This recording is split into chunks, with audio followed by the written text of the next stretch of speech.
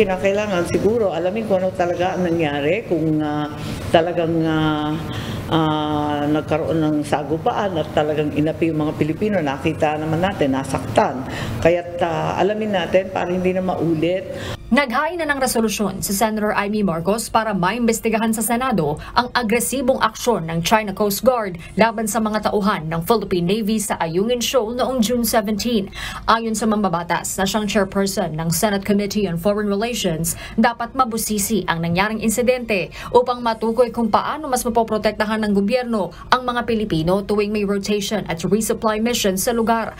Bukod dito, dapat ding matukoy kung ano ang mga dapat baguhin sa kasalukuyang estratehiya ng gobyerno ng Pilipinas upang mas epektibo at ligtas na maigiit ang sovereign rights ng bansa.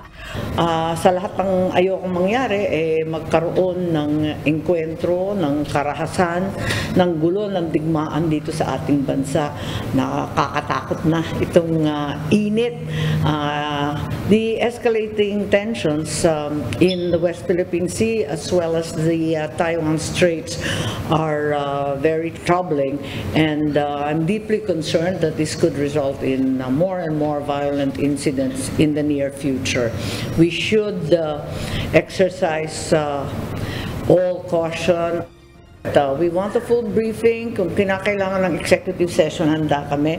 Humihiling naman sa Senate President Francis Cheese Escudero ng isang pulong mula sa Department of Foreign Affairs kasabay ng panawagan na magkaroon na ng mas komprehensibong strategiya bukod sa paghahain ng diplomatic protest. Inirekomenda naman ni Senate Majority Leader Francis Tolentino kay Pangulong Ferdinand Marcos Jr. na pulungin na ang National Security Council o NSC para maglabas na ng iisang tugon sa lumalalang tensyon sa West Philippine Sea. Para sa mambabatas, dapat ding imbitahan sa pulong ang mga dating presidente ng bansa.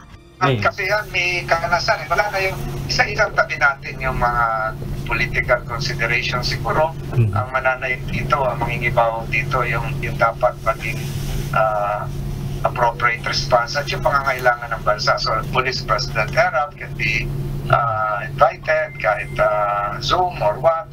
Kailangan na rin anya mapag-aralan ng NSC kung maituturing na bang armed attack ang nangyari noong June 17 batay sa nakasaad sa 1951 Mutual Defense Treaty o MDT.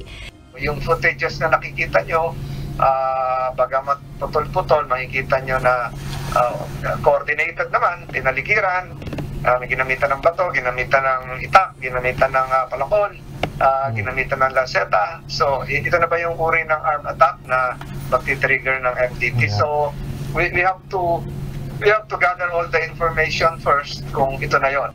Sang-ayon naman si dating Foreign Affairs Secretary na si Senator Alan Peter Cayetano sa suhestyon ni Senator Tolentino, ngunit mas mainam anya kung maliit na grupo na lamang ang pulong kasama ang mga dating Pangulo. Sometimes the President knows much more than we do. So minsan mahirap mag-judge sa mga actions kasi may mga briefing siya na hindi natin alam. If you're asking me, am I concerned? And I hope that there will be a high-level mini NSC, mini National Security Council talk na walang politika. Minsan kasi yung approach natin, napapasok din yung politika. But ang West Philippine Sea dapat walang politika, dapat united tayo dyan.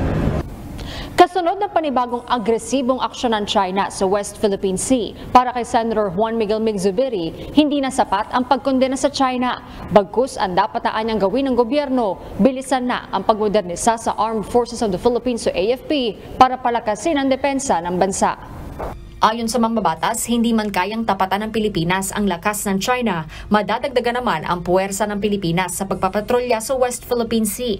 Nanawagan ng senador na gamitin na ang inilaang pondo para sa AFP at Philippine Coast Guard ngayong taon at bumili na ng mga bagong kagamitan sa pamamagitan ng bagong procurement law na pirma na lang ni Pangulong Marcos Jr. ang hinihintay. Harleen Delgado, UNTV News and Rescue. Diyos ang aming sandigan, serbisyo publiko ang aming pinahahalagahan.